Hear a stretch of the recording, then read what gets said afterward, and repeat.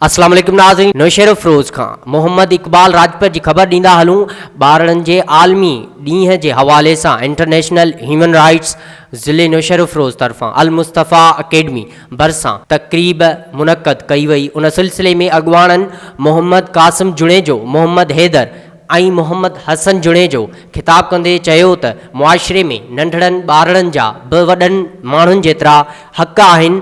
ॿारनि खे बि आज़ादी, तालीम, हुनर समेत समाजी बराबरी मिलणु घुरिजे। हुननि चयो त ॿारनि ते गैर इंसानी तशद्दुद ऐं जिबरी पोरीअ ख़िलाफ़ असां सभिनी खे आवाज़ उथारणु घुरिजे। नंढी उमिरि में शादी, जिन्सी हैरासमेंट समेत तशद्दुद ख़िलाफ़ असां सभिनी ते उहो फ़र्ज़ थो थिए त न सिर्फ़ पंहिंजे पर आसपास जे ग़रीब, मिसकीन ऐं बेपोच ॿारनि जो बि ख़्यालु रखूं।